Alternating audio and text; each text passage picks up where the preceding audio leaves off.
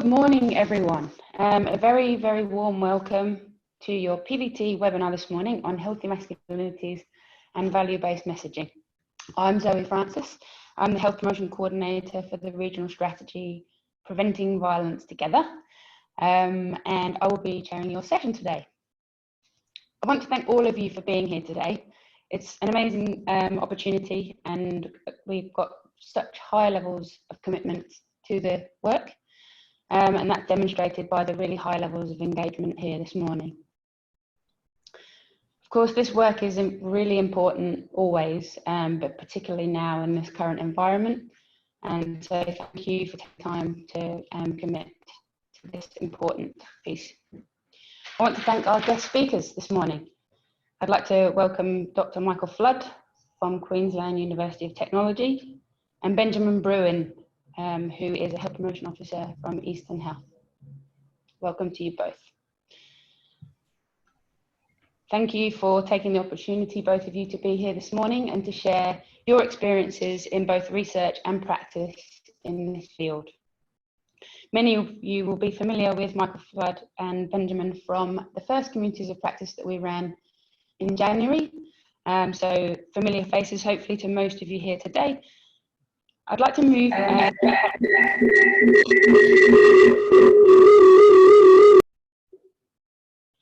Oh, there's a ghost. I'd like to move very briefly to chat about webinar housekeeping for today. So most of you will be becoming very, very familiar, I imagine, with Zoom at the moment. Probably most of you have been using Zoom meetings like myself and the team here at WHISE. We're really excited to be getting more familiar with the webinar portal today. We've all been part of webinars, but obviously this is an opportunity to really get to grips with using this technology. So really excited that we do have the opportunity to use this online portal today. We've allotted 2 hours. We're not sure if we'll run for the full 2 hours, but it is a great opportunity to have that. So if we do close early, we will, but great to have that time. Obviously, with a webinar and like meetings, you can see us, but we can't see you. In the top right-hand corner of your screen, you may or may not be familiar already, there is a speaker view option. And that gives you, we think, the best setup for your computer, because it gives you the full view of the screens and then a small view of the speaker. So we'd encourage you to use that setting, the speaker view in the top right-hand corner. If you do have questions throughout the presentations, we'd really encourage you to use the Q&A section, which is at the bottom of your screen. There is a chat function and a Q&A. If you scroll your mouse and hover over the bottom of your screen, you will see that. So we'd encourage you today to use the Q&A and we'd discourage you from using the chat, if that's okay. In that Q&A section, there is the option to upvote questions. So keep an eye out for what other people are asking in terms of questions, and use the opportunity where you see fit to upvote those questions. And that will just allow us to theme your questions in order to be able to ask those important questions that seem to be coming through. Lastly, this webinar is being recorded. The reason for that is because we did receive a number of emails from partners asking for us to record and share with the partnership only. So we won't make this recording publicly available, but it will be available amongst primary prevention practitioners in the region. I'd like to acknowledge country. I'd like to ask you to reflect on the country that you're in today for this webinar, where you're sitting. Probably at home, and I'm sitting on traditional lands of the Bunurong people of the Kulin Nation. I'd like to pay my respects to their elders past, present and emerging, and to any Aboriginal or Torres Strait Islander people here today. I'd like to acknowledge that Aboriginal and Torres Strait Islander people as a sovereign people have never ceded the land. And I'd also like to really highlight at this time the importance of the mitigation strategies that are being put in place by both Aboriginal communities and mainstream organisations to protect Aboriginal and Torres Strait Islanders throughout this pandemic.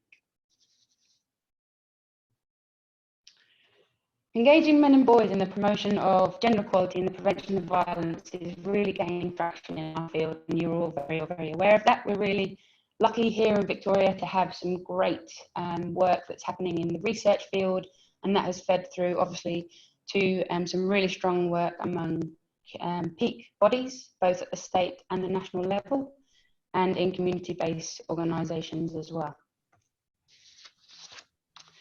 At the previous community of practice, we did have a wonderful opportunity to hear from Dr. Michael Flood as our keynote speaker, and then roundtable discussions with people who are leading the work on the ground in our communities. And the aim of today's community of practice is really to move towards the how. So this is our opportunity to have that discussion. How can we enact feminist-informed, healthy masculinities theory and move it really strongly through into practice? The evidence base is growing, and we now have strong literature reviews, books, frameworks from researchers in this field. So moving from theory to practice, how do we do this work effectively? The outline for today, in answering hopefully that question, is I'm going to introduce you and hand you over in a moment to Dr. Michael Flood from the Queensland University of Technology. Michael is an international researcher who is recognised in this field. Many of you will have met him at that community of practice. He's made a significant contribution to the academic and the community understanding of men's role in engaging and preventing the violence against women in our community. And he has a long involvement in pro-feminist advocacy. So we're really excited to welcome you back here today, Michael. And we're equally excited to introduce and welcome Benjamin Bruin, who is a health promotion officer at Eastern Health. And Benjamin is a really strong advocate in this field. He works together with his colleagues, Josette and Nicole at the team, the health promotion team at Eastern Health, on really engaging men in this field. And they have some really strong learnings and experience that they can share with us today on really mobilising men in the field at the grassroots level. So welcome, Benjamin, and we look forward to hearing from you a little bit later. Okay, so as it's mapped out here in the outline, we're going to hear first from Dr. Michael Flood, who will present to us for approximately 45 minutes. And then we have an opportunity to run through a Q&A session. So that's your opportunity to ask questions. And again, encourage you to use that upvote function in the webinar so that we can really come together and harness the questions that we want to ask. And then we're moving to hear from Benjamin. And again, Q&A section. And then right at the end, an opportunity for you to ask a question to either Michael or Benjamin. So without further ado, I will move to hand it over to Dr. Michael Flood. Thank you. I just have to share my screen. That. Oh, can you just confirm for me that that works? You can see the PowerPoint in front of you? Yes. Great. Okay. Yeah, I've got a sort of complicated setup here at home. I'm working across paper and two laptops, sorry, a laptop and a monitor, but we'll see how we go. And what I'm going to do is start by alerting you to some really interesting work that VicHealth has been undertaking with an organisation called Common Cause. So just to go to this, so I'm just going to move this Zoom window out of the way. So the context is VicHealth's work, and I've been working with VicHealth in a number of capacities. So some of you may have participated in the Healthy Masculinities Roundtable that they organised way back in July 2018, where we were starting to talk about healthy masculinities. And I think Michael Kimmel, the American academic, came out to that. There was then a stakeholder workshop in mid-2019.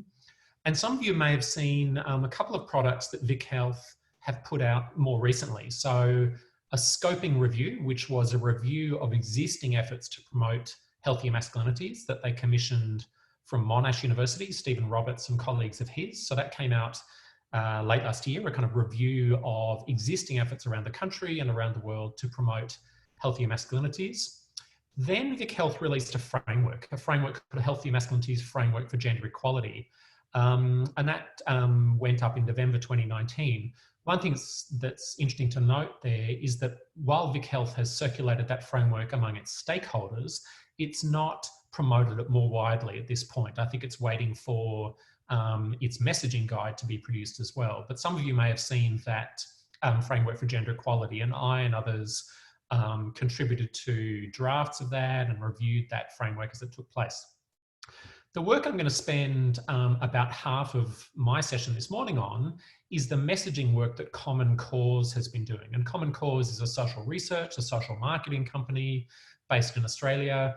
And VicHealth have commissioned Common Cause to do some really interesting work, which I'll talk about in a moment. And I'm going to talk about the survey work that Common Cause has done. And what will come out of that is a message guide. So VicHealth is working on a messaging guide on healthy masculinities. So this morning, I'm not speaking as a representative of VicHealth. I've been commissioned to do bits and pieces of work for VicHealth as an external consultant. But really I'm reporting on work that's been done largely by Mark Chenery from Common Cause and by VicHealth, although I will contribute to the report that they produce. So to look at Common Cause's work, Common Cause is doing three things. The first of these is a discourse analysis, and what that involves is looking at how people in Australia talk about masculinity and talk about healthier masculinities. So Common Cause literally collected texts, media discussions, news articles, advocates materials, and so on. So some of this material came from health promotion and advanced prevention efforts. Some of it came from media in general, really to look at how people in Australia talk about healthy masculinities and talk about shifts in masculinity. The second piece, which I'm going to spend more time on this morning, is that Common Cause did a survey. Common Cause did a survey of people in Australia, their attitudes towards masculinity. And I'm going to spend some time on that. And they used agree, disagree questions, forced choice questions, and so on. The third thing that Common Cause did was they then constructed 5 different messages about healthy masculinities, and they used something called dial tests, where they played these 30-second messages, sort of audible messages, and people had a dial. They could turn up if they agreed, turn down if they disagreed over the course of that 30 seconds, again using that sample of 1,600 people. And so Common Cause was able to map people's levels of reaction, their agreement or disagreement, with 5 different ways of framing how to promote healthy masculinities. And what I hope is that Common Cause's full reports on this work will be made available to you and other people, but I'm going to try to report on it today. So the survey by Common Cause, it, as I said, involved 1,600 people, and it involved a segmentation of the audience. And this is a kind of common part of social marketing, which I'll spend some more time on social marketing later on. In this first part of this talk, I really just want to map patterns of attitudes in Australia so that we know the kind of terrain in which we're working. And looking across the questions on gender that Common Cause used, they segmented Australians into 3 broad segments. An opposition, who were generally hostile to feminist messages about men and masculinity. In other words, who disagreed with the kinds of desirable messages we might offer about healthy masculinity, about men and masculinity. A group of persuadables who were kind of in the middle, sometimes for, sometimes against, and a group of supporters, people who typically agreed with feminist statements about men and masculinity. So 3 segments, and as you can see, about half the people were persuadables, a quarter were supporters, a quarter were opposition. And I'll come back to these segments in a little while. If we look at who made up those segments, as you might expect, men's attitudes were worse than women's. Younger people, so younger women's and younger men's attitudes were better than older people's attitudes, and so on. So for example, looking at all men, about 1/3 of men Common Cause classed as opponents, 35%, and only 17% supporters, whereas among women, only 16%, that's what, about 1 in 7, were opponents, and half were persuadables, and close to 1/3 were supporters. So some real contrast in men's and women's attitudes. But if we look at that in more detail, The first thing we find is that men's attitudes towards gender are consistently less progressive than women's. And this is no surprise to us from a whole series of surveys, including the National Community Attitude Survey. So, for example, men are less likely than women to recognise gender inequality in Australia, less likely to recognise the fact of sexism, more likely to see it as a question of a few bad apples, as an individual problem rather than a systemic problem, and so on. Men are less likely than women to agree with broad principles of gender equality, that women should have the same rights to political representation or economic participation as men, and so on. Men are more likely than women to endorse male dominance, to endorse men's control of relationships, to endorse men's control of households. Most men don't, but men's endorsement of those beliefs is stronger than women's. Men, as we know from the National Community Attitude Survey on domestic and sexual violence, men have more violent, supportive attitudes than women. They're less likely to understand why women stay. They're more likely to blame the victim, and so on. And one of the things that's interesting is that men are less aware than women even of the constraints of masculinity themselves. If you ask women and men whether they think that stereotypes about masculinity or norms of masculinity constrain men's lives, women are more likely to agree with that than men, which is really interesting. Now, one of the things that comes out of the Common Cause survey is that framing matters. How we make our case and the language we use makes a difference to people's levels of agreement or disagreement with that. So framing matters in terms of how people respond to our message.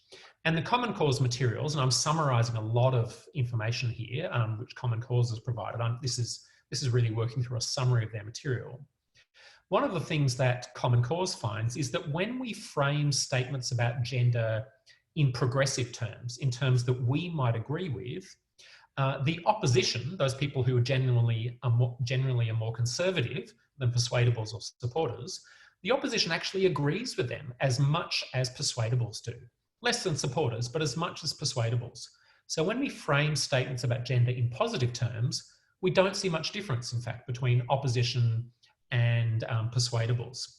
But when we frame statements in regressive terms, when we talk about a feminist war on men, or men being under attack, or traditional masculinities being criticised too much, and you'll see some of these statements in a moment, the opposition then agrees much more with those statements than do persuadables, and certainly way more than supporters.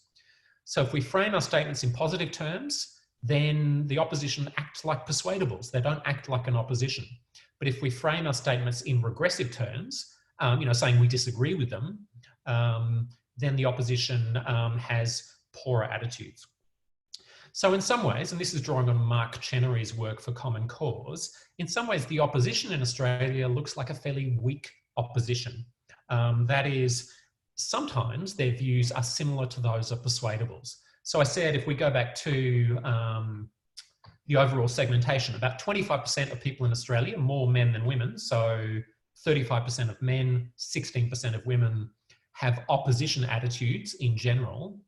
But for those men and for those women, if we offer them statements framed in progressive or desirable ways about gender, about the harmful impact of gender stereotypes and so on, then the opposition doesn't look very oppositional at all. There is a kind of hardcore opposition, a sort of 5 or 10%, who won't agree no matter what we say, but other members of the opposition are more persuadable, they're more flexible. So for example, and so what Common Cause did is offered to people a whole series of statements. In fact, let's see if I've got some. Yeah, for example, here are some. How strongly do you agree or disagree with the following statement? Sorry, I'm having to look off screen at a second monitor. So looking at those statements, the statement in red on the right is a statement framed in regressive or undesirable terms. And that's true in the next two slides as well. The statement in red is a statement we don't want people to agree with. The other statements we might want people to agree with. So if we look, for example, at the left-hand statement, traditional masculinity harms both women and men. So the total is net agreement. So that line in the middle is kind of halfway. And so if more people agree with that statement than disagree, then the net agreement will be agree rather than disagree. And you can see total agreement is, it's at about what, 50 something, maybe 60%. Supporters agree most strongly. Supporters are the ones in green. Persuadables are the ones in yellow or orange, depending on your screen. They're about halfway. And you can see the opposition, they agree as much with this statement, traditional masculinity harms both women and men, as persuadables. So they, they're not different from persuadables. They're not as supportive as supporters, but they're no less supportive than persuadables. And in fact, if we look at the middle statement, traditional gender stereotypes for both boys and girls limit our children's potential. Again, that's a statement we probably want people to agree with. And in fact, the opposition here agrees more strongly with this statement than persuadables. So they're called the opposition because their overall patterns of agreement are more conservative, more opposed to gender equality. But on this particular statement, they actually agree more than persuadables. Whereas if we look at, sorry, I'm just going to have to move my Zoom window. If we look at the right-hand statement, a statement we probably don't want people to agree with, traditional masculine qualities have served society well, this is where we see a gap between the opposition and supporters and persuadables, where the opposition agrees much more strongly with it. So let's look at another one. So that's one. Here's another one, where the two right-hand statements are ones we don't want people to agree with. So look at the middle one. Men are being lectured too much about toxic masculinity. That's not a statement we really want people to agree with. The opposition agrees with it very strongly. And in fact, they agree to a much greater extent than do persuadables or supporters. You can see net agreement is actually overall more people agree than disagree, although it's almost in the middle. Supporters disagree, as you might expect, but the opposition agrees strongly that men are being lectured too much about toxic masculinity. Similar pattern for the right-hand statement. The focus these days on harmful masculinity is part of a feminist war on men. So if you use language like that about a feminist war on men and so on, even if you're saying it's wrong or it doesn't exist, the opposition tends to get prompted by this kind of regressive framing, and they agree strongly with those kinds of statements. Look at the left-hand one though. We need to teach our boys that it's okay to cry. That's a statement, again, a desirable statement. We want people to agree with that. Supporters almost universally agree with that statement. We need to teach our boys that it's okay to cry. But look at the opposition and the persuadables in the red and the orange, or red and yellow. Again, they have very similar levels of agreement.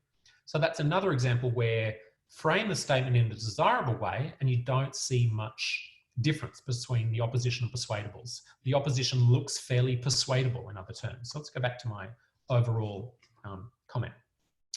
So Common Cause tested a number of different statements. And so, for example, statements endorsing a social constructionist view of gender, that gender is socially constructed, that it's shaped by social norms and stereotypes and so on. And there were similar levels of agreement across the segments with that. Statements that said that there's pressure on boys and men to act in certain ways. Again, there was broad agreement with that. Even with the recognition of gender inequalities that harm women and girls, members of the opposition and the persuadables showed similar levels of agreement that there are gender inequalities that harm women and girls. There were similar levels of agreement, even with statements, for example, that men have a positive role to play in ending violence against women. So even statements about men's positive roles in building gender equality or ending violence against women had similar levels of support from the opposition and the persuadables, which I think is really striking. When statements were framed in regressive terms, in undesirable terms, then the opposition differed from persuadables. So for example, statements praising traditional masculinity, as I've said, statements suggesting there's a war on men, statements supporting male dominance and control in relationships, and statements endorsing biological essentialism. If you say to members of the Australian public that boys and girls' lives are shaped by gender stereotypes, most people will agree, including people whose attitudes towards gender may be conservative in other ways. But if you say to people in Australia that boys and girls' lives or men's and women's lives are shaped by biology, that is, you offer a biologically determinist or biologically essentialist account, well, then the opposition agrees with it strongly, but other people don't. So if we frame statements in terms of biological essentialism, you see differences among people. So frame things from an opposition perspective, the opposition looks like the opposition. frame things from more positive perspectives, the opposition segment's responses look similar. And you can see this has implications for the kinds of messages we might use. Now, question of domain or discussion. I've said that people's attitudes don't seem to differ depending on the domain. So around biology, for example, if you say, for example, people who advocate gender equality want men to behave in ways that go against their natural instincts. So that phrase natural instincts, that's a biological understanding of men. Members of the opposition agree with it quite strongly, much more than anyone else. But if you say, for example, traditional masculine attitudes and behaviours are learned, not part of men's biology, then the opposition actually agrees more with that than persuadables. So both statements are about biology. One says it's biologically determined. The other one says it's socially constructed. And you see differences in patterns of response depending on how the statement is phrased. So it doesn't seem to depend so much on what the domain is, whether it's about biology or something else, but it seems to depend more on framing. So framing matters a lot. Okay, so let's look in a bit more detail at some of these patterns. There's broad support for the idea that gender is socially constructed. This is good news. Broad support for the idea that boys' lives, men's lives are shaped by social messages, by gender stereotypes. But there is also support for the notion of natural differences. And that does mean that even though people will acknowledge that boys and men are socialized, if we use the language of gender and biology, then that will also go with an endorsement of that. And natural, the word natural seems loaded here. So people agree fairly strongly, for example, that there are natural differences between men and women. And by natural, they may not mean biological, they may just mean common or routine. And, you know, they're right, there are patterns of difference in men's and women's lives. I don't think they're the result of biology, but the word natural may be loaded there. And if we offer biologically determinist statements, it's boys will be boys, or it's hormones, or you know, explicit reference to biology or instincts, then we start to see patterns of disagreement. There's broad support for the idea that traditional masculinity, stereotypes about being a man, are limiting for boys and men. There's broad support for the idea that we need to open up gender roles, particularly for gender roles that limit boys and men's own lives. There's particularly strong support for the idea that traditional gender stereotypes or gender roles limit boys and men's own health, own relationships, own well-being. One marker of traditional beliefs about gender has been homophobia, the belief that a real man is a heterosexual man, a belief that there's something fundamentally wrong and unnatural about homosexuality, and so on. That belief actually seems to be weakening in Australia. And the idea that a real man has to be a heterosexual man, there was fairly low levels of agreement with that. There was also fairly low levels of agreement with the idea that boys should avoid all things feminine. However, there was only one question about this. There was a question about boys wearing a dress. And there was, you know, sort of a fair amount of agreement with that. So I'm not sure about that one. There was generally a rejection of the idea that men should dominate and control women in relationships. But among opponents, there was significant agreement. 30 or 40% of opponents agreed that men should know where their partner is at all times, for example. So there were some troubling levels of endorsement of male dominance among some segments of Australians. In terms of the language of masculinity, when we talk about masculinity, certainly when I talk about masculinity and when health advocates talk about masculinity, we're really drawing on a social constructionist understanding, where masculinity refers to the meanings we give to being a man, masculinity refers to the social organisation of men's lives. But in the community in general in Australia, that's not necessarily clear. For some people, the term masculinity sometimes is understood, I think, as referring simply to men, as referring simply to men or what men are. And so statements about masculinity attract both support and disagreement, I think perhaps because some people interpret statements about masculinity as statements about men in general, which may also mean that phrases like toxic masculinity are really understood as saying that all men are toxic, which is certainly not the way I would use that term, but we have to be careful about that language. A few other things. There were some interesting questions in that survey about whether it's important to be a good man or a good person. what the most desirable qualities are in a man, and so on. For example, there were high levels of opposition agreement with the statement, what we value in a man is what we should value in all people, men and women alike. Now, I can imagine a feminist endorsement of that statement, where we think that the qualities for a good man should be the same as the qualities for a good person. You should be respectful, you should be caring, you should be non-violent, and so on. But opposition members' agreement with that may reflect something else. It may be that opposition members think that the standards for a good man really should be the standards for everybody. Men set the standard. So opposition agreement may reflect the kind of sexist idea of men setting the standard rather than a more de-gendered understanding of what makes a good person. We don't know. I'm amazed to see, I think it's my book that's caused this. No, I don't think this, but I'm certainly gratified and pleased to see there's almost universal agreement with the idea that men can play a role in preventing violence against women. But when we frame things in negative ways, when we frame statements in anti-feminist terms, then opponents' views tend to be much more conservative and often to differ from those of persuadables and supporters. And in fact, on some statements, notions, for example, of a feminist war on men, opposition agreement is troublingly high, and so is agreement more generally. As it says on the slide, there is widespread support for some anti-feminist messages. And you might remember a survey that came out a year and a half ago called From Girls to Men, released by Broad Agenda in Canberra. And that also showed significant levels of support, including among young men, young adult men, for some anti-feminist statements about men being pushed aside, men being neglected, and so on. So anti-feminist messages in Australia do have a general currency, and we have to be very careful about that. There is a pre-existing anti-feminist opposition. They'll agree with desirable messages, but it doesn't take much to make that opposition look and sound pretty anti-feminist if we present anti-feminist messages to them. Okay, I mentioned the dial testing, this kind of process that Common Cause used. Common Cause came up with 5 different appeals to healthy masculinities. And I've tried to summarize them here. 4 different appeals to healthy masculinities. And they're the first 4 there: free men, man-made, context matters, and gender bender.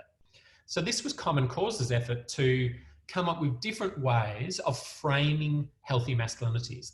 And then there's an opposition message. Men are under attack, boys will be boys, it's just natural for men to behave in these ways, and so on. Quite a different message.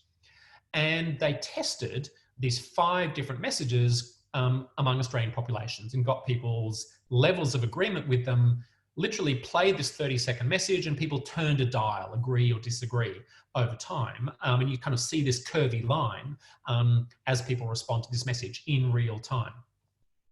And so looking at that, what's remarkable is that people who were members of the opposition, people who had more conservative attitudes to gender, actually had levels of support for those first 4 messages that was similar to those of persuadables. So that's really encouraging news in a sense, that if we can offer messages about healthy masculinities to a population, then even people with more conservative pre-existing messages will be sympathetic to it.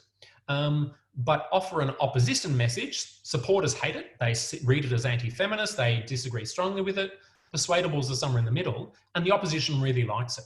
So present an anti-feminist message and the opposition goes, yeah, right on, you know, bloody feminists. So we have to be careful there.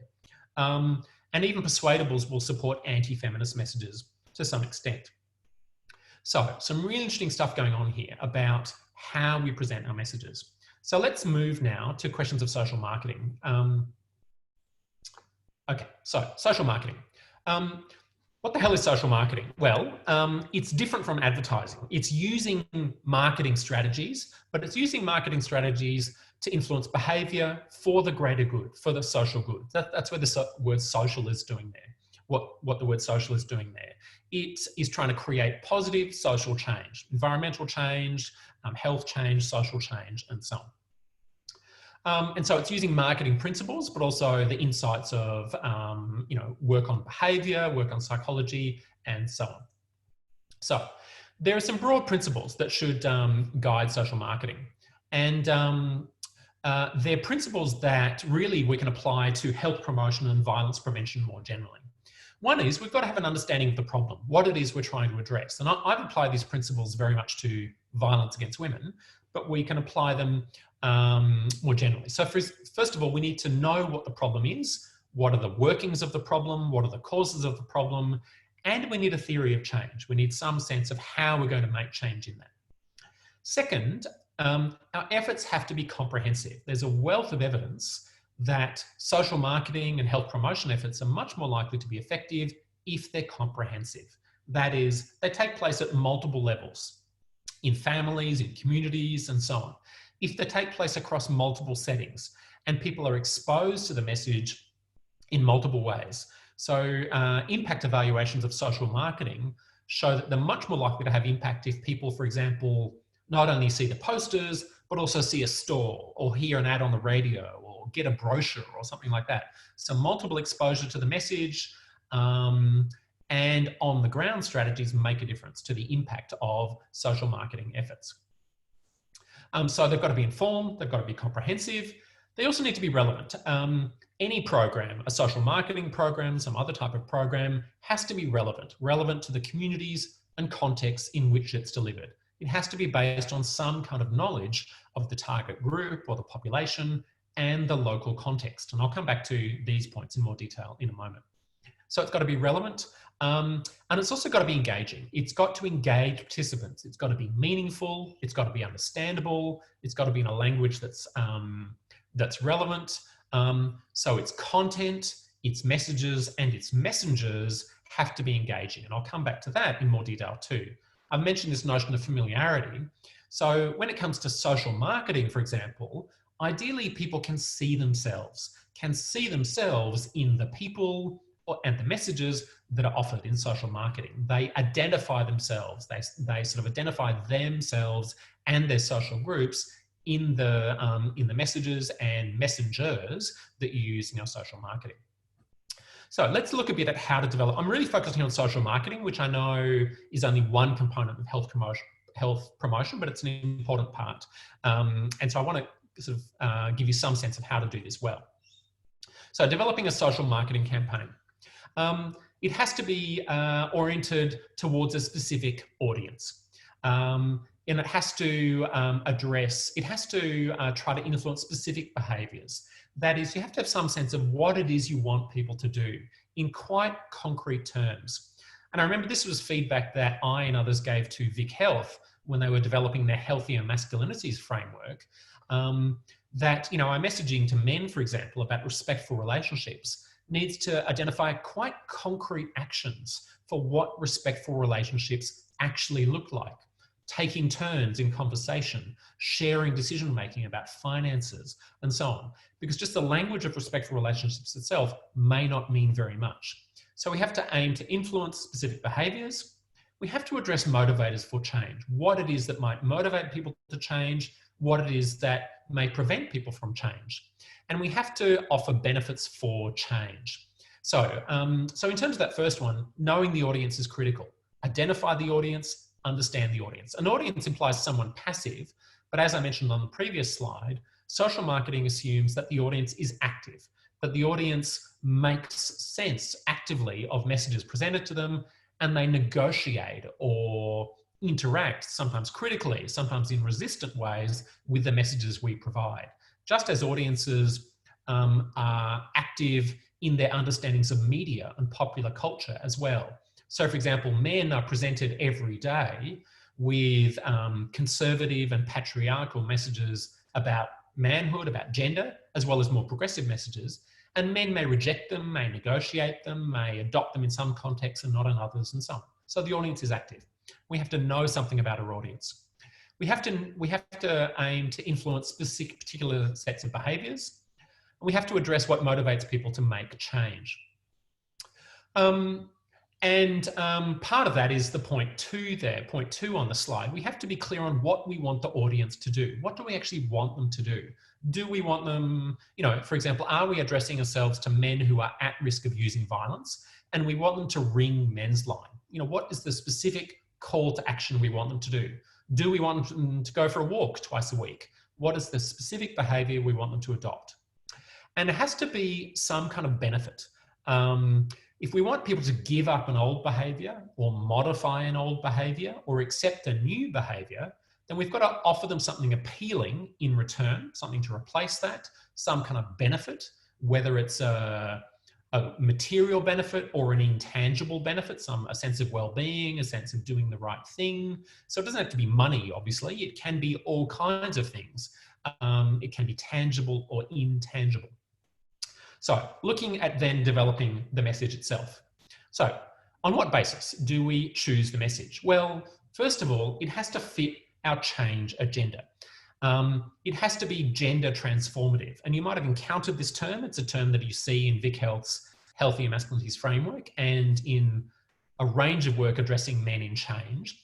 The notion of gender transformative simply means transforming gender, transforming the behaviors, the norms, the wider inequalities associated with gender inequality, associated with harmful masculinities. So to be gender transformative is to make change, not only in individual men's lives, but in wider gender relations. So we should choose messages that address our change agenda, that address the domain or behavior we want to change, and that express the values and principles we endorse, to build gender equality, to improve men's well-being and health, to improve men's relationships with women, whatever our particular agenda is within a broader healthier masculinities or gender transformative agenda. Obviously our messages need to reflect that. But our messages also have to be relevant to and engaging for the intended audience. So the key question is what will they respond to? What will generate responsiveness among that audience? So our messages, as I've said, need to be engaging, need to be relevant, and so on.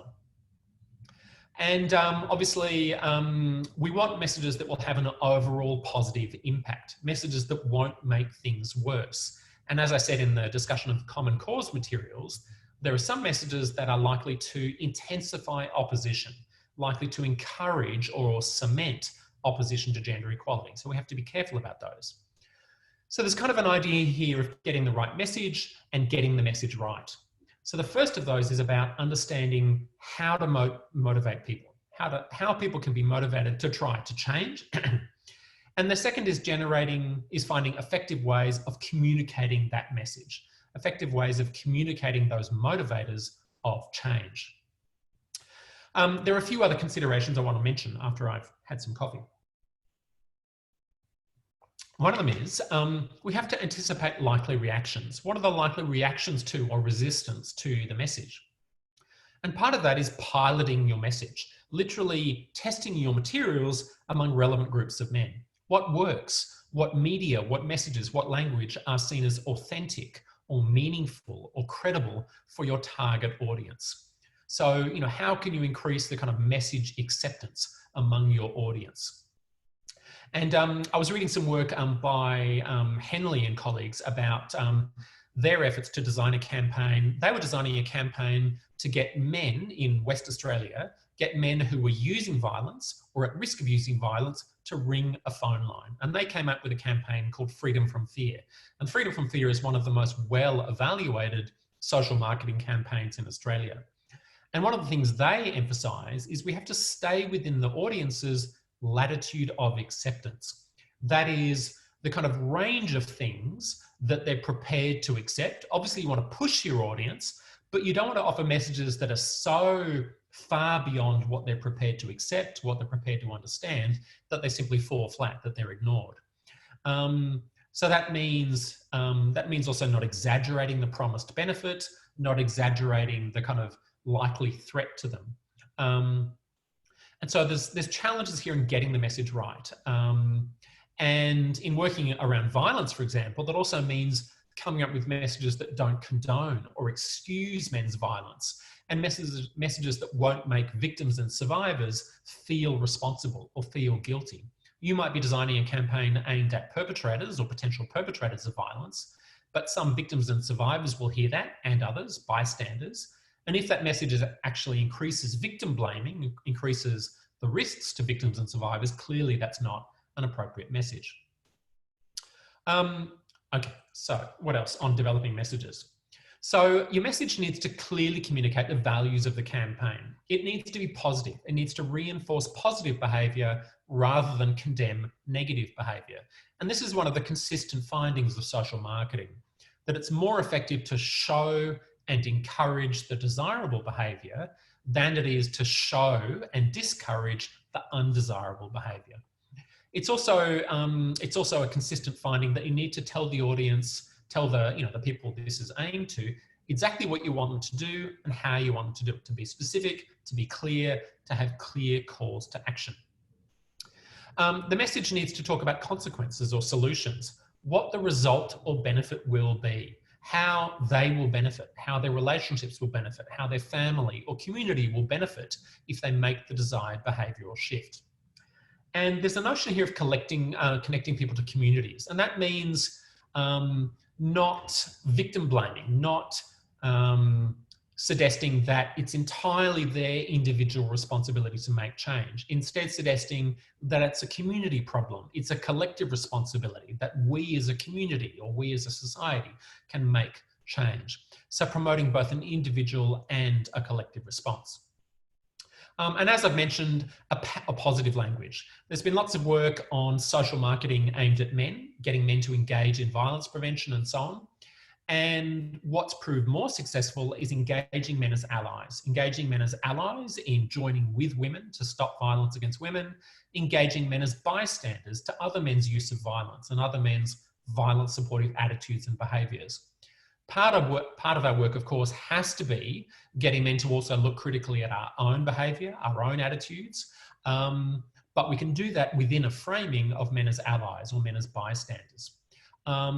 And again, we need to use language and concerns that will make sense to and be meaningful and appealing to the intended audience. Okay, say a bit more about positive messages. In my book, Engaging Men and Boys in Violence Prevention, I review the literature on effectively engaging men. And what tends to get endorsed in that literature is the idea of positive messages, even on something as difficult, as blunt, as ugly as men's violence against women. So we might appeal, for example, to what men will gain from changing their violent behaviour or from challenging other men's violent behaviour. We might appeal to men's sense of justice or men's care and concern for the women and girls in their own lives. And so positive messages are effective, messages that show what men can do to change, or messages that affirm that men can change, or messages that show men changing or show men acting in positive ways. So the list I've put there, it's not that you need to do all those things, but there I've tried to describe some of the different ways in which it's possible to offer a positive message to men. Now, Common Cause in their write-up, they talk about those 4 positive framings of healthier masculinities. And in fact, there's relatively even support across those 4. And so we can choose what to use on other bases because they all seem relatively effective. So we can choose what messages we like based on other questions. What's going to suit our campaign best? What's going to speak best to the kinds of change we want to see, and so on. And in terms of positive messages I've seen, one campaign that's interesting is a campaign produced by Our Watch, the Line campaign. And part of the Line campaign was a sub-campaign aimed at young men called Never Follow. And Never Follow is endorsed to young men. And it's described as aiming to support young men to develop positive personal identities, not constrained by gender stereotypes. It encourages young men to live free from limiting and patriarchal stereotypes, to never follow, to not blindly follow kind of sexist and unhealthy messages about being a man. Now, unfortunately, the Line has been taken down at the moment because there was a controversy about an article that was on the Line website that linked to something else that was sexually explicit. And so the Line has been taken down and there's a government investigation. I think that's a total waste of time. But nevertheless, the Never Follow campaign is not available at the moment, but it is an interesting example of, in this case, encouraging men to find their own path, to never follow. There are other strategies that the Common Cause materials talk about. So comparison is a message is that more progress has been made liberating women from gender stereotypes than liberating men. And we need to liberate men from gender stereotypes, for open up space for men to, be different kinds of people and so on. That's a comparison model. A human model is about rejecting the idea that we should define men by their gender. Really, our goal should be to raise better men, to become better people, not better men, and so on. There are other approaches I haven't mentioned, social norms approaches. A social norm approach is a particularly valuable form of social marketing, and it involves raising awareness of the actual character of men's or women's or people's attitudes towards gender, because men, for example, often overestimate other men's conformity with sexist and violence supportive norms. And if we can show them the actual extent of men's or women's or people's conformity to gender stereotypes and so on, then we close that gap and we shift social norms. So social norms approaches are particularly valuable. Okay, a few other things about this. Should we draw on masculine culture? Some appeals to men draw on stereotypically masculine culture. They use the language or the imagery, or in fact the actual people from rugby league or other male contact sports, for example. And I think there's a tension here. There's a tension here between complicity and challenge. Being complicit with dominant masculine culture on the one hand and challenging that on the other. There's an obvious risk here that if we're too complicit with dominant masculine culture, we actually may end up endorsing or reinforcing the very things we're trying to challenge. We may end up endorsing the idea that a real man is violent, a real man is aggressive, a real man is dominant, a real man takes risks. So we need to be careful in drawing on dominant or traditional masculine culture, because doing so may actually reinforce the very norms, the very messages that we're not, that are part of the problem. Okay, so some other, a bit more on positive appeals to men. I've been looking at the research, the social marketing efforts to engage men who are using violence or men at risk of using violence. And as a kind of case study of this work. And one thing that that work does is use positive relationships incentives. In other words, draw on men's investments in staying in their relationship, in having a good relationship, in being loved and liked by their partners and so on. Framing non-violence or respect as part of being the kind of man you want to be, violence as violating the kind of man you want to be. So in other words, appealing to men's visions, men's desire for a positive relationship, appealing to men's preferred view of how they would like to be seen by their partner or ex-partner, how they would like to be seen by their children as caring, as respectful, and so on. Also values of how they'd like to behave in relationships, to be a decent partner, to be a good guy, how they'd like their partners or children to feel about them, and so on. The Freedom from Fear campaign I mentioned before, it was depressing to find out that it didn't work among men to appeal to the impact of their violence on their female partners. Showing these men, focus group testing among men who were using violence found that these men didn't care very much about the impact of their violence on their partners themselves, the fear, the injury those victims felt. That was pretty depressing. But those men did care about the impact of their domestic violence on the children. And so it was more effective to get these men to ring a phone service to show the impact of their violence against their wives and partners on their kids. And that was the campaign message that Freedom from Fear eventually used. So as I mentioned, some appeals stress the negative impact on children, the positive value of being a good parent, and so on. But ethical and moral appeals are important too, stressing that domestic violence and abuse are not the right thing to do. And it's important there to portray the behaviour as immoral, the behaviour as unethical, not the person. And so Ben may talk about this later on this morning, about appealing to men to nurture their families, to make sure that everyone is safe, to choose respect. And I think Ben and Josette from Eastern Health have been doing some really interesting work about appealing to men in the context of COVID-19 about respectful relationships. Okay, so that's a bit on what to do. What about what not to do?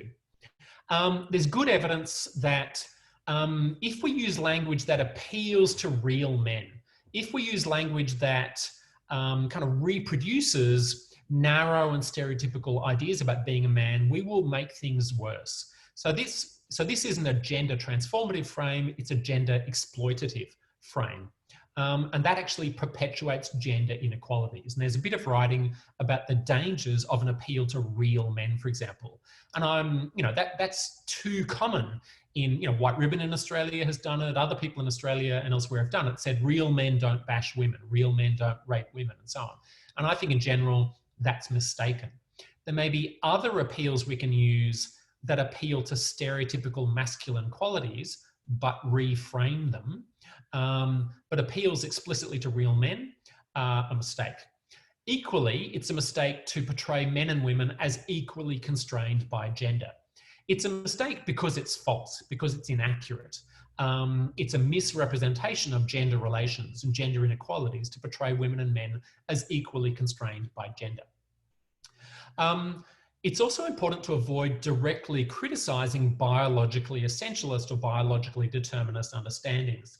And the reason I say this is because of that common cause data, that if we directly try to include and to critique or to rebut opposition messages, we tend to actually increase support for them. Now, one common way of talking about gender and talking about myths about violence, for example, is to start with the myth.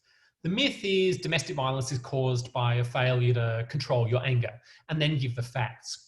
But the evidence is that a myths and facts approach actually reinforces the myth. It makes the myth more common. It's more effective to start with the fact. Start with the fact about violence or the fact about suicide or whatever it is, and then say there are myths and here's what the myths are, and then deconstruct the myths. But if you start with the myth, you actually end up reinforcing the myth. So a myths and facts approach and a direct effort to rebut, to criticize opposition messages is likely to activate that frame, to strengthen it. Likewise, a language where the problem is all men. So the term masculinity seems to be misunderstood to some extent. Certainly, I think there's some reasons to be cautious about the term masculinity. And likewise, the term toxic masculinity. I've argued elsewhere for the value of that term, but it's not necessarily understood as referring to a specific form of masculinity, which is how I think it should be understood. Sometimes it's understood as telling us that all men are toxic, all men are bad, and that's the last thing we want to do. And likewise, a framing that suggests there's no differences between men and women. A kind of gender neutral framing. I just want to check if I have a message about this. Let's have a look. I'm going to go back. Actually, no, we won't worry. So things to avoid. So then the messenger. I'm nearly done. I will talk about the messenger. Key question is, well, who should deliver the message? So we've talked about the message. Now we're going to talk about the messenger. And so the evidence is that knowledge and trustworthiness are important here, rather than likability, rather than familiarity. What's more important for the audience in terms of their public acceptance of the message is do they see the messenger as knowledgeable and as trustworthy? So it's not necessarily the case that people will listen more and learn more from people who are like them and people who they like. Instead, knowledge and trustworthiness is important. And certainly we need to think about what messages we use. Some programs directed at men use high-profile men. They use, sporting heroes or celebrities or politicians. And again, there's an issue here of collusion. An issue here, will those messages be seen as credible? Will those messages in other ways reinforce dominant masculinities? So we need to think about who we use. So one strategy is to use high-profile men, and there are risks in doing so. Another strategy is to draw on men who influence the behaviour of other men. Men who are sporting coaches, men who are fathers, men who are religious leaders. And the goal there is to mobilise those men's roles as peer opinion leaders, so opinion leaders in a particular context, and as gatekeepers. That's important, because we know from the research that peer acceptance is important among men, and collective norms, particularly male-male norms, are important among men. And men, in some ways, will seek the approval of other men more than of women. There's also the kind of sexist patterns where men will listen more readily to men than to women. So there's some argument for using men to convey these messages to men, although men and women speaking together can also be very powerful. Okay, last slide. So what language should we use for undesirable forms of masculinity if we name them explicitly? There seems to be kind of mixed evidence about the kinds of language that will be useful. Toxic masculinity doesn't seem helpful, except if framed very carefully and very specifically. Using the language of outdated may work with younger men, but for older men, men in their 40s, 50s and 60s, for example, it may be seen as personally attacking. So the language of outdated may not work with older men. And we need to think about, what kind of language we'll use. In terms of the opposition, I've mentioned that we shouldn't assume the opposition that 25% of all people and 33% of men, we shouldn't assume they're a consistent and homogenous opposition. There may be a hardcore opposition that's much smaller and a more persuadable opposition. And as I've said, use a regressive frame, use an anti-feminist framing, and the opposition looks like a serious opposition, but use a more desirable, a more positive frame, and the opposition looks fairly persuadable, at least large numbers of them do. Okay, final slide, and you will get these slides after this workshop. I've listed a whole lot of resources, and I've listed resources on social marketing with men, on engaging men in prevention, on other commentary, and so on. Okay, I'm exhausted. I bet you're exhausted too. Let's share my screen if I can. How do I do that? Sorry. Stop share. There we go.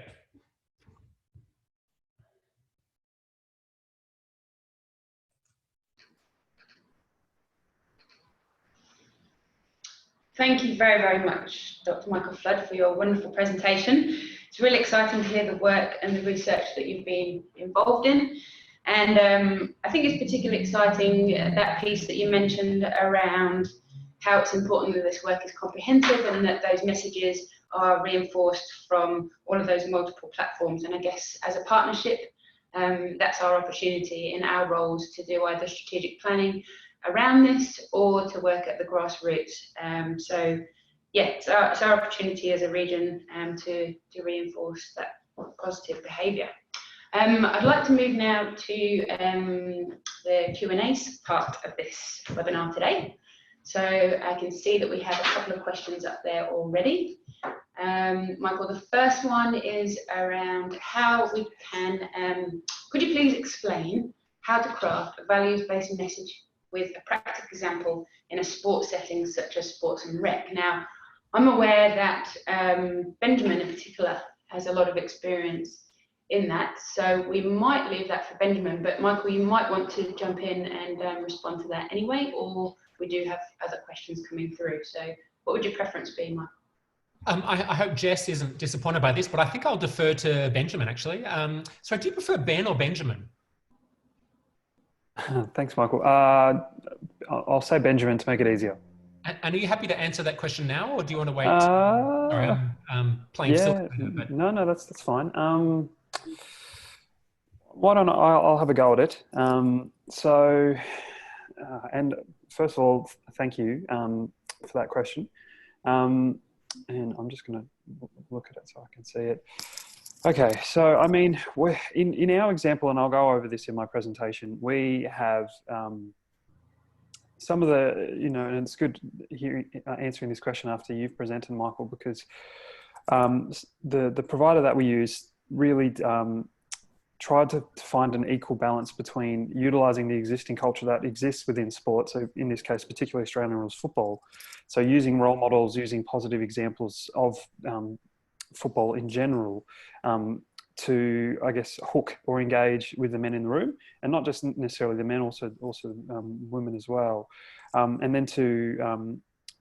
once that kind of formal understanding, I guess, has been established in the room, then going through a process of challenging some of the norms that exist within football culture, Australian rules football culture, and then some of the kind of harmful norms that exist in general. So that's the way that we have done it. And that's not really in regards to a social marketing context. A great example we do have in for a social marketing example is we had a campaign that we've called the Respect campaign that went alongside with our Leading the Change, which I'll speak about in a bit. And so that was really so expect respect hashtag. We had a picture of two footballers, a male footballer and a female footballer from some of the clubs in the league. And I think we just had some simple messages underneath. And that was promoted widely from the AFL Outer East. We also had, to go alongside that, a reward given, the Expect Respect reward. So I guess that's a bit of a summary of what we have done in our work. Thank you, Benjamin. No problem. And yes, we're really looking forward to hearing more about the work that you've done, the comprehensive work that you've done already at Eastern Health. So thanks for responding there, and thanks, Jess, for your question. We have a question here from Grace McArthur. I think Michael has his hand up, actually. Sorry, I thought I'd just jump in. Michael, please. I was hoping I could answer Lisa's question. Is that all right? Lisa's question, because it's kind of it's a precursor question. Is that okay? Go for it, please. So she asked, could you say a bit more about why it is that the opposition strengthened their opposition in response to regressive statements? And, does it just reinforce their views, or are their views not well formulated? So one of the things that Common Cause did with those dial statements is they tested people's agreement with various statements before and after those 30-second statements. And they found, in fact, a significant level of attitude change, that across the segments, people in general and across the segments, people's attitudes improved in response to the positive statements. So that suggests that the opposition, or at least much of the opposition, is relatively malleable, relatively changeable. And it suggests more broadly that lots of people in Australia have not really thought about these issues, have not really thought about notions of healthy and unhealthy masculinities and so on. This is a kind of fairly new set of conversations. And so their views are less entrenched, less fixed than they might be on other social issues. And so there is a kind of an opportunity to make change, including among the opposition. And Common Cause's research suggests that frame things well, frame things positively, and the opposition, or at least significant numbers of the opposition, are prepared to agree with them. But frame things regressively, and look, it may just simply confirm their views or activate their views. So you asked, are they well formulated? I think those views are not necessarily well formulated and not necessarily very strongly adhered to. And Common Cause didn't do this, but I think you could do a kind of greater segmentation where you could break down the opposition into the kind of rusted on opposition, the kind of hardcore opposition who are going to disagree with any kind of healthy masculinities message, and the rest. And I don't know what proportion of the opposition that would be, but I suspect it's a small proportion. So among men, there were 33% overall who were opposition segment, according to Common Cause, but maybe only 5 or 10% of men are a kind of hardcore committed opposition, and the rest are more malleable. We don't know. Great, thank you. Thank you very much. Michael, would you like to respond to Paula's question? I can see people have did that one as well. Look, can I respond to Grace's question? Because that's not one I've not addressed, and I'm not sure that Benjamin will address. So Grace asks, if we're focusing on promoting the positive behaviour and not calling out the harmful behaviour, how do we get men to look critically at their own behaviour? Look, that's a really good point, and I hope I didn't say it as badly as it sounds like I might have. So, for example, even on the bluntest kind of issues of men's physical and sexual assault of women, of men's domestic violence against women, positive framings that appeal to men's investment in care or respect or love or being seen as a good partner or a good husband will generate more traction than starting by criticising the harmful behaviour. But you absolutely have to make clear that there are some behaviours that are unacceptable, that are beyond the pale, and that there are other desirable behaviours. And so getting men to look critically at their own behaviour is a key part of this work. My point is more that it's just not the first thing you say.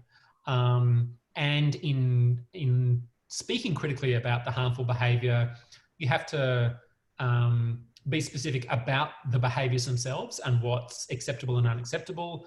Be specific about the desirable behaviours rather than just vague motherhood statements about what to do, and so on. Yeah. Yeah. Can I just add something to that as well? Just very briefly, because I'll go into it into my presentation. But the work that we did, we definitely with the presentations to the football players, we definitely, I think, found an equal footing where we were doing both, where we were really critically, challenging the men in the room around certain behaviours, and we were inviting them, and I'll go into this a bit more detail, to be honest about their perpetration in the past. Obviously there was risk planning involved, but we're being really, we're inviting the opportunity for men to be open about certain behaviours, certain attitudes. And at the same time providing, we'd already gone through a bit of a series of education around, the alternatives and going through the man box, going through various different pieces, and then inviting that kind of critical reflection as an individual and as a group, and then moving on to, well, here's an alternative set of behaviours, a bit more egalitarian behaviours. So I'll talk a little bit more about it in my presentation. Great, thank you, Benjamin. We also have a question from Francis. Michael, did you want to have a go at that? I do. I actually just said, can I answer Francis's question? But I had muted myself, so I was betrayed by my own incompetence. Francis, that's a really good question. And so I think, I wish I had a better rehearsed answer to this, but there are a range of appeals that one could use among boys and young men. So one set of appeals is kind of general ethical or moral appeals, being a good person, being seen as a good guy, being, behaving decently and so on. And so I remember some interesting work from the US comparing what young men thought about being a real man compared to what young men thought about being a good man or a good person. And so general ethical and moral appeals may generate traction. Obviously, significant numbers of those boys and young men are heterosexual, and may be interested in how they're seen by girls and women, or indeed, one can appeal to how they're seen by boyfriends or girlfriends more generally. What else? One can appeal to the sort of potential harms to them of, behaving in unhealthy ways, their own health, their own well-being. So it depends what you're trying to do. If you're trying to shift unhealthy eating habits or driving habits, or whether you're looking at violence and abuse and so on. Certainly one thing that I think generates very little traction is the idea that, if you assault a woman, you'll go to jail, because that's simply false. The vast majority of men who sexually assault women, they'll get away scot-free. Actually, 1 in 1,000 will see the inside of a courtroom. And so that's an appeal that's both implausible and ineffective. So punitive and shaming appeals are unlikely, well, A, they're dangerous and harmful, and B, they're ineffective. But I think there are a range of things that one can look for, and certainly trying to do your homework and talk to young men about what they care about, what they're invested in, and so on, is important. A third set of appeals there may be norms in particular peer groups or in that school or among those young men that you can use. Norms about, what shapes popularity or status or respect and so on. There may be very unhealthy aspects to those, but there may be healthy strands to that you can draw on as well, that you can mobilize.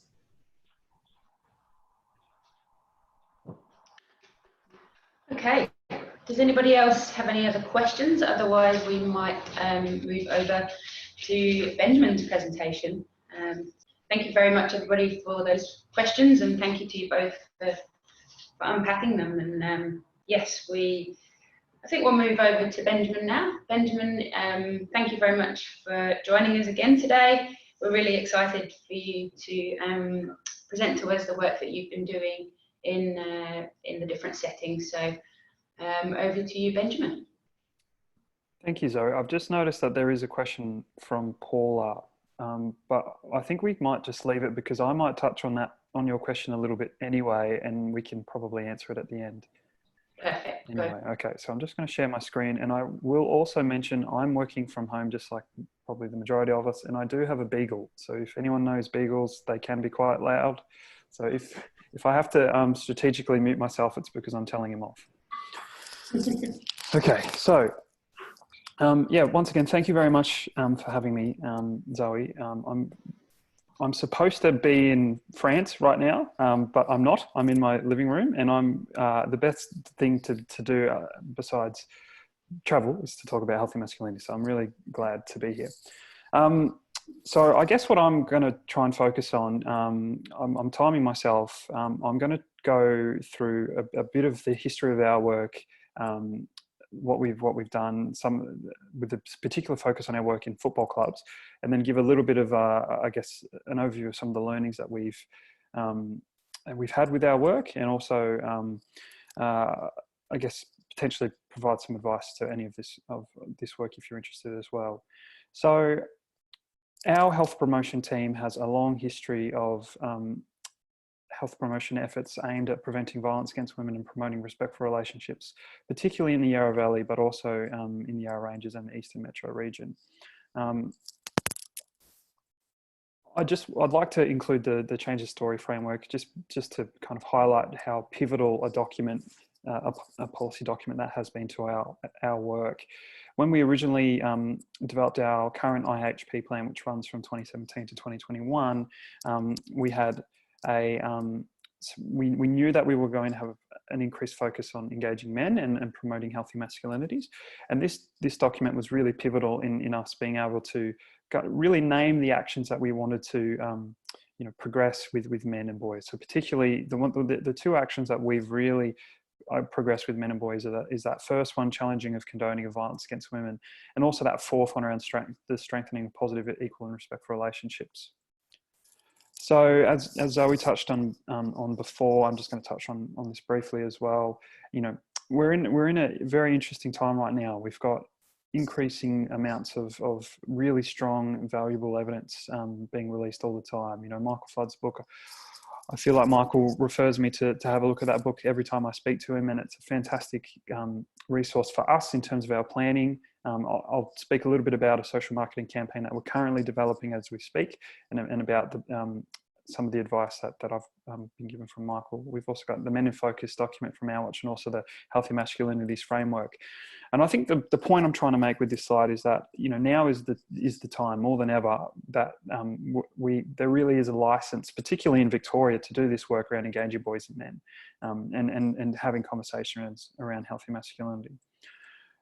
I also wanted to just touch on the man box, and I know for me, and I'm not sure about everyone else who's watching this, but for me, when I read through the man box from Jesuit Social Services and also the Promundo study that preceded this one, it was the first time I'd really read a document and instantly could relate to it in terms of my real life experiences. And one of the examples I like to give in terms of my experience with the man box is my love of Australian rules football. For some people, it's a desirable quality. For a lot of people, it isn't, but I'm a massive Hawthorn Football Club fan.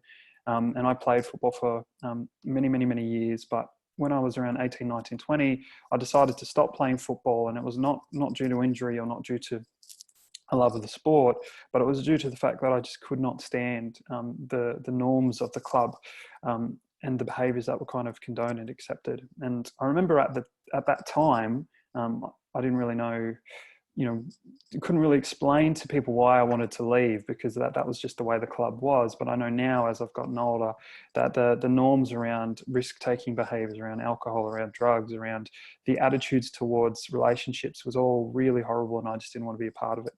So I think the man box, unfortunately, it is very much alive and well in Australia, but the alternative is also very much alive and well as well. We're seeing more and more people, showing different ways of expression and pushing outside of the man box as well, which is really exciting.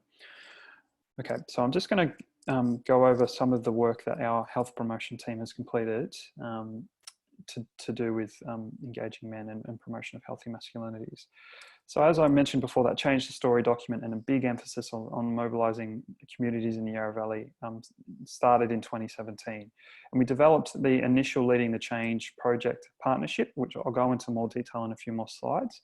The Leading the Change project is our biggest investment in prevention of family violence and promoting respectful relationships in the Yarra Valley.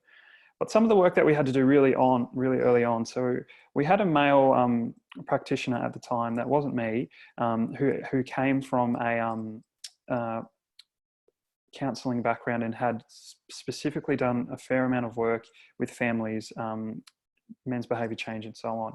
And so he really, alongside my other colleague Josette, who couldn't be here today unfortunately, really had to I'm going to say fly the flag. And what I mean by that is I've listed literature review on engaging men. So one of the first tasks that we had to do was to basically make the case to Eastern Health, make the case that including efforts to engage men and boys, promote healthy masculinities is extremely important in the story to eventually rid violence, particularly in the Yarra Valley. So if you think about those documents that we've highlighted in at the beginning of the slideshow, back in 2017, there wasn't documents that specifically necessarily targeted men and masculinity, kind of large scale policy documents. Now, I can't see Michael, but I'm just going to say this because I know that there's been a large amount of evidence over many, many years, many, many decades that clearly state that men and boys are part of this journey. But for us back in 2017, we really did need to make the case to make sure that we had specific efforts focused on engaging men and boys. And then we started doing some community-based work. So we've done quite a bit of work regarding fathers. I won't really go into the work that we've done in engaging fathers, but if you do have a question, please feel free to ask it and I'll answer it as best as I can. But one of the first initiatives that we worker at the time initiated was a project called Healthy Mates. And so this was a community-based network that really promoted respectful relationships. And I wanted to highlight this here because this was one of the first times that we realized, I guess, the nuances of messaging around engaging men and some of the pitfalls and some of the potential tensions. And I remember, I think it was the first time I ever met you, Michael. Josette and we had a coffee in the city and we were talking to you about this project. And I remember we were discussing how this project was trying to promote respectful relationships and promote non-violent approaches, but at the same time was really trying to promote men's health and well-being. And we very quickly realized that there was a tension and they don't necessarily go hand in hand. And so I just wanted to highlight that as an example of an experience that we've had that has, I guess, been really pivotal in our understanding of the nuances around messaging and engaging men and how you have to be really careful about how you go about, I guess, positioning your message, particularly when discussing men's health. So moving on, just a very quick snapshot of some of the work that we've completed over the last 2 years. So we have an Eastern Region steering group, so it's called the Promoting Healthy Masculinity Steering Group for the East. So that was founded early last year and has been going on for 12 months. It's on hold at the moment. But the point of that steering group really is to stimulate new actions around healthy masculinities in the Eastern region. So we've got quite a diverse partnership group on that group, and we really looking at new and existing ways to promote projects that look at healthy masculinities in schools, in education, in sports clubs, etc., etc. We've looked at trying to get a good understanding of providers. So I'm going to talk a lot about Sport and Life Training Salts, who have been our major provider for the last few years, but they're not the only one.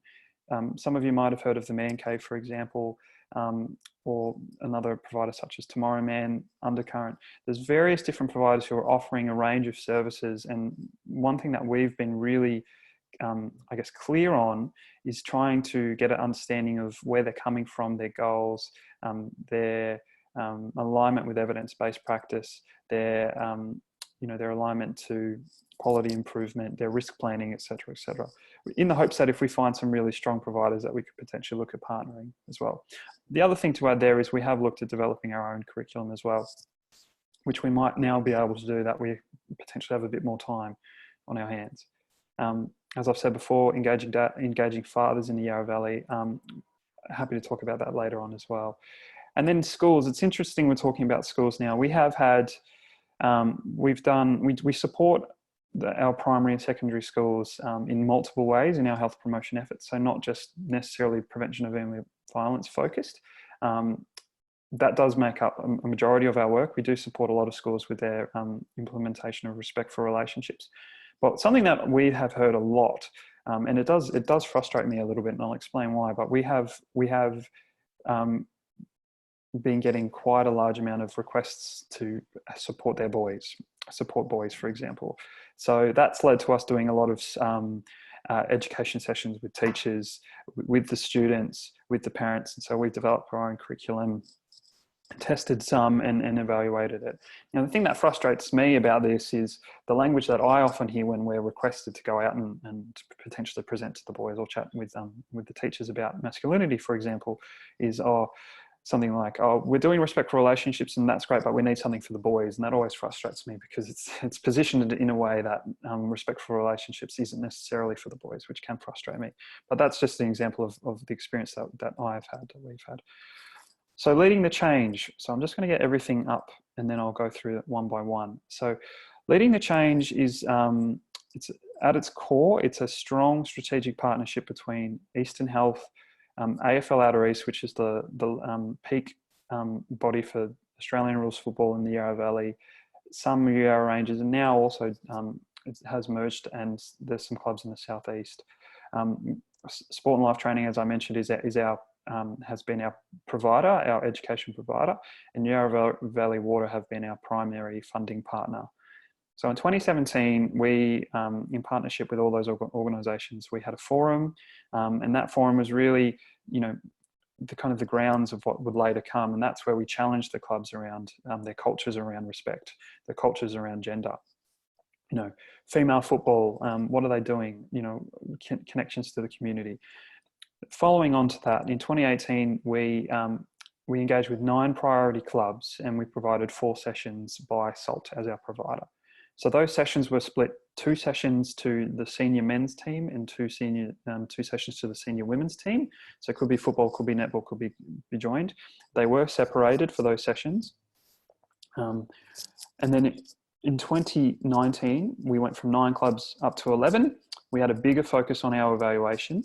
And we also had, throughout this period, we had a very significant focus on female participation. So my colleague, Nicole, who couldn't be here today, she has done a large amount of work focusing on female football, and not just players. That's obviously a big component of it, trying to increase the amount of female footballers, increase the credibility of the league, and increase the credibility of the competition, but females across the board in football. So, in the clubs, the roles around, committee members on the boards and so on and so forth. And then the plan was for this year in 2020 to finalise the rollout to those senior clubs that hadn't had the sessions, and to potentially look at a junior club focus as well. And we have we were potentially looking at alternative providers as well. So some of the changes we observed by participating clubs, so 3 to 6 months after the session. So we went back and we conducted focus groups with some of those key people. And, sorry, can I go back? The chat function came up and it got my attention. So some of the points. So we saw that men and women relating to each other changed. So the men and the women celebrating each other's achievements. We saw some evidence of bystander action, evidence of help-seeking behaviour. We also saw some evidence of increased awareness by female participants on the different types of family violence. And as I mentioned before, it actually increased our ability to work with those clubs on other health and wellbeing issues as well. So clubs are being honest about, issues with drug use, issues with drinking, mental health and wellbeing, and even things like healthy eating options in their canteen. So I'm just going to discuss a little bit about the promoting healthy masculinities, the engaging men side of the Leading the Change project. So each of the clubs received 2 face-to-face education sessions. The first one was a specific session on mental health and wellbeing, and the second session was a tailored designed session on gender equality, and for the men it was called Equality is the Game. So throughout that entire process, we ensured that the planning with our partnership group and with the clubs, maintained accountability to the women in the room. The mental health and wellbeing session, whilst it focused on mental health and wellbeing and emotional and mental health support, it did break down some of the kind of stereotypes and some of the man box norms when you think about self-sufficiency as a man, not seeking out help, not being vulnerable. And SALT really were able to create a environment where men were willing to share, were willing to open up and share about their experiences. Then the second session, so equality is the game, that last point there, it really focused on challenging misogyny, challenging sexist joke. It even went into challenging the use of pornography and what the language we see in media and how it portrays men against women, for example. And as I said before, it utilized the existing culture, so football, and it utilized some of the role models that are part of Australian rules football. So one of the things that we did ask, and so that's that fourth point there. So we had a mobile quiz that showed results in real time. And so one of the questions that we asked was perpetration of violence use. And before SALT went out and asked this question to clubs and to football players, we sought quite a significant amount of advice for asking this question. Because as you'll see, the results show that there were perpetrators in the room. That 10% of the participants said that they had been abusive to a woman in the past, and 1 in 2 knew someone that had been abusive to a woman. And I guess the key thing that I wanted to share about that, and I think that's the next point. Nope, I've got a point further on, and I'll go into it a bit more detail there. Is that we were willing to ask some tough questions, to try and find out the real life behaviors, the real life experiences of the men in the room to hopefully create some form of critical reflection in the room. So just some of the observations that I've had and our team have had around SALT's practice. And I'm just going to have a look at my notes because I wrote down some notes here. Okay, so as I mentioned before, SALT definitely used the existing culture. So in this sense, sport, Australian rules football, to hook the men and women in the room. They use specific scenarios that exist in football. They use role models, they use players, they use scenarios, as I've mentioned. One of the key things that they do, so they utilize a strengths-based positive psychology model. And there's a big emphasis on being conscious of the values that you choose and that you act in on the football field. So things like, for example, you would shepherd a friend, you would try and give off a goal, things like that. And they use those values and try and relate them back to, how you could behave on the field and how you would behave off the field. And the other big point is emotional levers. And this was probably one of the biggest strengths of SALT's presentation. And this is also one of the principles mentioned in the Men in Focus document as well. So using real life stories, so inviting the men in the room to be open and honest about, experiences of mental health and well-being, and then also being open and honest about their experiences in relationships around violence. Whilst at the same time, we had a very robust risk planning structure around that as well. And I'll go into a bit more detail about that in a second. All right, I've got a few minutes left. So I've got a few slides. And I guess when Zoe called me and asked that and said that this was still going to happen, I had a quick think about messaging. And I thought I would just include a few slides around, I guess, my thinking around messaging. And I guess this is interesting when you consider everything that Michael just presented as well. I've taken a screenshot of, I don't know if anyone's seen the Gillette ad, but this is one of the scenes in the Gillette ad where all the men are saying boys will be boys. And the reason why I put that there is just to kind of stimulate some thinking around different ways that different organizations have tried to engage men, and some of the success and also some of the backlash that they've received. The other 2 points I have there are around don't be afraid to ask tricky questions and don't be afraid to receive some tricky answers. So in terms of tricky questions, as I said, we asked around perpetration of violence, and when we ask those tricky questions, the hope is that we might elicit some form of honesty and some form of critical reflection. But at the same time, when you're asking tricky questions, you're going to get tricky answers. And so I've got some notes here around that. So the main thing that I wanted to convey with that point is, it's really important for us as practitioners, and if you're presenting, to be confident around engaging with men. Sometimes this might mean holding space for and listening to alternative views that might come out, as I mentioned, tricky answers, and being able to invite these questions around, where did you think you've learned this? How do you think you've learned this? Where did you get this idea from? There's also a bit of a need to be confident to be able to respond to information quickly. So if you're getting tricky questions, tricky answers quickly, being confident and having strategies to answer quickly, even if you might not necessarily be able to provide a robust answer right there and then, being able to at least provide some form of answer to then move on. So, strategies like personalizing it, well, in my experience, that view leads to blah, blah, blah, and then being able to move on.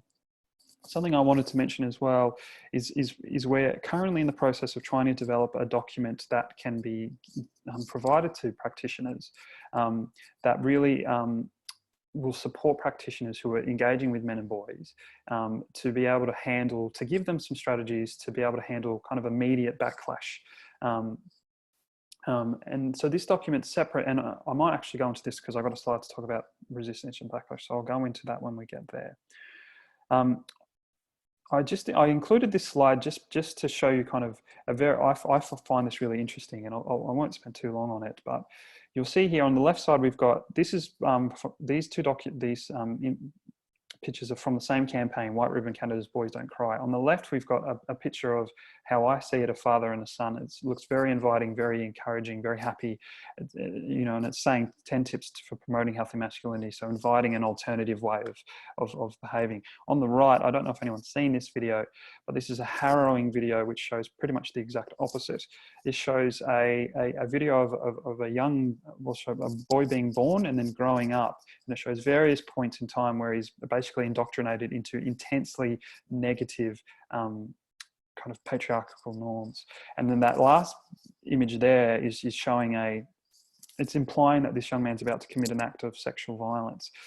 And these two messaging campaigns are from the same campaign. And one on the left is showing this really positive kind of alternative, this is what you can do to provide an alternative positive experience. Whereas on the one on the right is this intensely emotional, really sad picture of the reality of what's actually happening now. And so for me, I just found it was interesting to have two kind of different types of messaging, that are essentially conveying the same, we're wanting the same result, increasing respect for relationships, decrease in family violence, but using two intensely different approaches in terms of emotional triggers. Now, I know I've gone over time, so I'm just going to go very quickly through my last few slides. So backlash, all I wanted to say about backlash for us is it does happen in one way or another. Often, as I've said, for us it was mostly in the forms of subtle kind of invitations to collude. So it wasn't that kind of intense, more direct forms. It was more people. So statements such as, it's not that bad if we make a rape joke with friends, for example. Invitations for you to agree with them. That's what we saw, particularly with the football players in the room. They would say, oh, it's not that bad if we do that. But saying that more direct forms can happen and have happened to us. So being prepared, taking your time with your risk plans, is something that's very vital. And no matter if it's a social marketing campaign or something a bit different, ensuring you have those connections is really important. So overall learnings, I'll just quickly run through them. So I think this is the main message that we would like to deliver, is that we can do this. The engaging men and boys, we can do this. Ensuring that there's always a focus on the issue, and remembering that we need to be really still focused on female empowerment decision making, and remember that we're trying to rid the world of violence against women and men. So it's not losing sight of the overall goal. It's just knowing that we can have efforts that are specifically focused on men. Has someone jumped in there? No? Okay, I'll quickly finish. So targeting interventions to meet men where they're at, if you can. So understanding the nuances of male peer cultures, expecting difficulties when challenging social norms, and reflective practice, and anticipating that backlash and having some planning. And that's where that VicHealth document can really help out. Investing in your own capabilities and the capability of your partners. So some risk management support and referral priorities. As I said, we had people in the room acknowledge that they might have committed violence before, and we had women in the room who admitted to experiencing violence. So making sure you have that family violence response ready is vital. And the last thing is, it is seen as a priority, healthy masculinities, by men and by women, by families, by everyone in our community. And we do have a license to do this work at the moment, and hopefully make some valuable change. Thank you. I will stop sharing my slides. Thank you very much, Benjamin. Thank you for taking the time to share the excellent work that you've been doing. We've got some questions coming through for you. We thought potentially we might start with the question that Jess has posted. So she mentioned there about how did you at Eastern Health or SALT create that environment to get men to open up, and did you use positive framing as part of that strategy? Yeah, thank you for that question, Jess. So I think one of the big skills that I kind of touched on briefly around SALT and their presenters is, they had a very strong emphasis on kind of positive psychological safety. So in terms of how were they able to get the men to open up, there was a big emphasis on kind of humor, on kind of safety at the beginning, and then it was really invitational, to be honest. So basically SALT just threw it over to them. The presenters themselves used personal stories, so to try and make the room feel comfortable. This is what I've experienced, this is my story. And then what often happens, and this is I sat in the room in so many occasions and it was always the same. Bit of silence, and then someone finally stood up and said, oh, well, this is my experience, and then no one in the room knew. And then everyone else began to open up. And in terms of positive framing, I think it's interesting now thinking about the presentation and the sessions in hindsight. I think a majority of the discussion was positively framed, so, men have a really, trying to show an alternative way of being a man, navigating, masculinity that's going to be beneficial to you, to your family, to, ridding violence as well. So I think that was really the way that they focused it. But at the same time, we had to include those behaviors that we did not want to see. We had to include, as I mentioned. So there probably was a bit of both, if I'm being honest. Yeah. Okay. And how important was it, Benjamin? I know from the work that you do and the discussions that we've had, that you start with the mental health as the first session in the club, and then you move to the gender. How important do you think that was in terms of it being a lever, in terms of getting men to engage with SALT and with the work that you're doing? Yeah, that's a really good question, and it's a tricky one to answer. To be honest, I think the general thinking was that if we jumped straight into a club and had without any kind of prior sessions, none of the people in the room knew the presenter, that the likelihood of it being an effective, I guess, session would be really limited. So the thinking behind it was that mental health and wellbeing could create a space where some of these men might have never spoken about, mental health and wellbeing at all, if ever, let alone relationships, for example. So I think that the thinking was that session would create a bit of that psychological safety, would allow for the players to begin to express some experiences that they might have had. I should also, as I mentioned, the mental health and wellbeing sessions did have it did challenge some notions of the man box, for example. So it kind of did have some of that content already. So yeah, I think that was the kind of the reasoning as to why mental health and wellbeing first, and then the gender equality based session second. Yeah. Yeah, great. Thank you, Benjamin. That's okay. Okay, so we've got a question there from Melissa. I don't know if you can see that one, Benjamin. Yep. Yeah. So I'll answer Melissa's question. Then I realised I said that I would answer Paula's as well. So I'll answer Melissa's first. So did Eastern Health implement other supporting strategies to supporting clubs, AFL, other beyond the sessions that were developed by SALT, such as support for club leadership teams to promote positive culture? Yeah, thanks, Melissa. That's a really good question. So, I mean, the short answer is yes. So as I mentioned before, we had the Expect Respect campaign, as I mentioned before. We've done a lot of work with the AFL Outer East behind the scenes around their, I guess, connections with community supports, family violence supports, and among others. In terms of individual club, so did we go on and, so I'm seeing there that you've written things like leadership team, positive club culture, policy writing, et cetera. We didn't necessarily do that. Our aim was to try and establish it at a league level first, and then potentially provide support to those clubs that identified an increased need. But that was really potentially going to be our plan moving forward. We managed to get a significant amount of data around clubs' priorities, not just for family violence, but among other issues, as I mentioned. And the idea for this year was to go in to them and get a bit more of a individualized approach with each club around what supports that they need and what support we could provide them. Yeah, so I can see Zoe's talking, so I might just jump in and answer your question, Paula. So given the current challenging environment, which often sees us revert to traditional gender roles, how would we use values-based messaging to engage men and boys about respectful relationships in the home?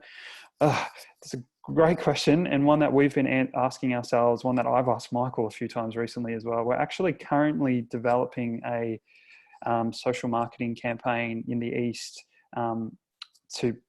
in response to COVID, and in response to the fact that we're having an increased amount of people, under extreme stress, extreme, that might be social, emotional, could be economic. There's that potential of perpetrators, spending more time with victims. So I guess our answer to that is what we're trying to do, and is we're trying to respond with a specific focus to COVID. So acknowledging what's happened and acknowledging that, this campaign is in direct response to COVID. But we're actually not, our hope is that to not necessarily revert to traditional gender roles. The conversation we've had is that there's potential that it's going to be the other way. That there's potentially a lot of men who might be out of work, for example, who might need to pick up some of those non-traditional, more caring domestic duties. And so really trying to promote to be the respectful and be supportive and nurturing in the home during this period in time. So that's kind of the approach we've implemented. I guess in terms of values-based messaging, we're really trying to focus on, so one of the words that I've asked Michael about is safety.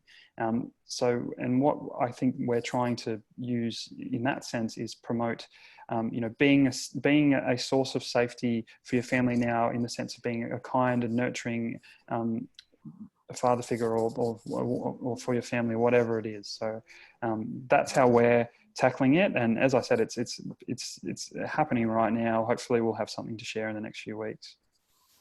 Yeah, great. And linking on to that issue of using the safety language, is there any link there, Benjamin, to Lula's question? How do you include/address men's experiences of violence against women from that trauma perspective, such as boys' experiences of men's violence in the home? Has that been something that's come up in this? Yeah, it's a good question, and I might need to lean a bit on Michael here. How do you address men's experience of violence? Yeah, Michael, do you want to have a go at answering this question? I'm trying to think.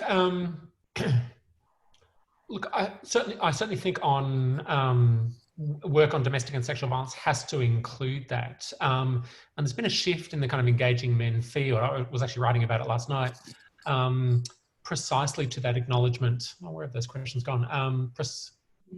Sorry. It's in the answered section, Michael. Lost all the questions. Sorry, we'll try and bring them back. Just bear with us a second, sorry. Okay.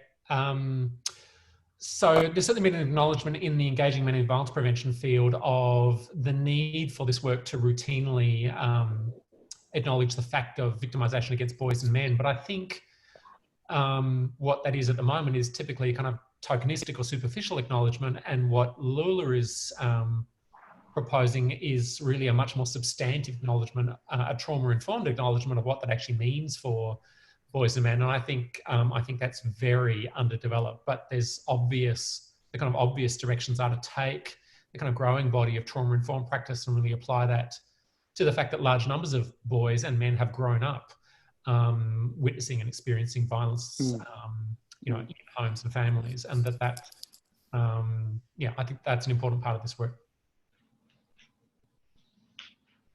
Thank you, Michael. Okay. All right. So I think pretty much that brings us to the end of the Q&A session. Unless either of you have anything else you wanted to add, I'll move to a close. Is there anything else that you had to say, either of you, before we do move to close? Yeah, your opportunity. I guess just thank you once again.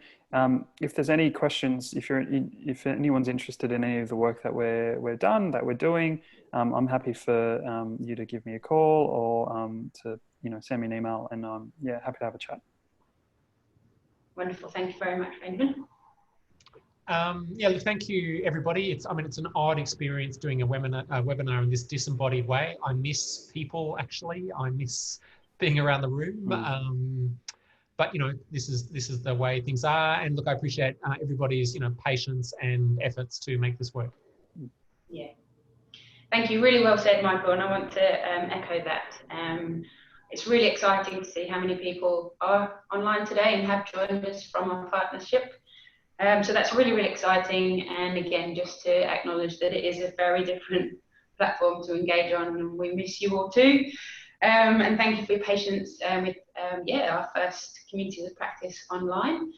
I'd like to thank everybody for being part of it. Michael, Dr. Michael Flood, Benjamin and his team at Eastern Health. So Benjamin works very closely with his manager Josette and Nicole on all of his work. So really important to acknowledge both Josette and Nicole as well today. We hope that you got as much out of today as we did. There's an evaluation email which will be sent out to you tomorrow. So yeah, we'd really encourage you to spend 5 minutes just to complete that, because particularly on this online forum and platform, it's really important that we garner that rich feedback, your ideas, questions and suggestions. Of course, we will be engaging with you in the normal ways over the phone, over email and in our working groups, but we'd really encourage you to take the time to complete that. I'd also like to say that Natalie, who Dr. Michael Flood has been working with at VicHealth, emailed me last night very kindly to say that she's really excited about the fact that we're having this webinar today, and she wishes, if it's okay with the partners and participants here today, for me to email over your email contacts, because she'd really love to make sure that you do get the Healthy Masculinities messaging guide that will essentially be that resource that comes out of the work that Dr. Michael Flood, Common Cause and VicHealth have been part of together. So please email me if you're not happy for me to do that. Otherwise, I will pass on your email addresses to Natalie at VicHealth. And then lastly, just to, oh, Michael, did you want to say something there? Yeah, just the PowerPoints will go out, won't they, at some point? Absolutely, yes. Thank you for flagging that. Yep, I will send out a separate email with everybody's slides from today. That will go out in a separate email together with the recording of today's webinar. So both of those will be sent out, yes. So thank you for flagging that, Michael. And then lastly, just to acknowledge that we will have another webinar much like this one towards the end of this month, possibly at the beginning of next. And that is our Communities of Practice on intersectionality and diverse communities, and highlighting there that this is obviously, again, really important in the current climate that we're under with COVID-19. The evidence suggesting that very strongly in disaster and pandemic recovery and response, we need to very much take an intersectional approach to this work. So we are currently finalising arrangements and dates for that Communities of Practice, speaking to a couple of the peak bodies, both at the state and the national level. So yeah, watch this space. We'll be in contact really soon with further details. So just want to thank everybody again for being part of the webinar and for committing 2 hours of your day to this really important work. I wish you well, and everybody at WHISE does too. And keep safe and have a very restful Easter. And we look forward to speaking and emailing and being in contact really soon. It's a really strange feeling that we're not together, but hopefully it won't last too long. So all the best, and thank you again. Thanks everyone. Goodbye.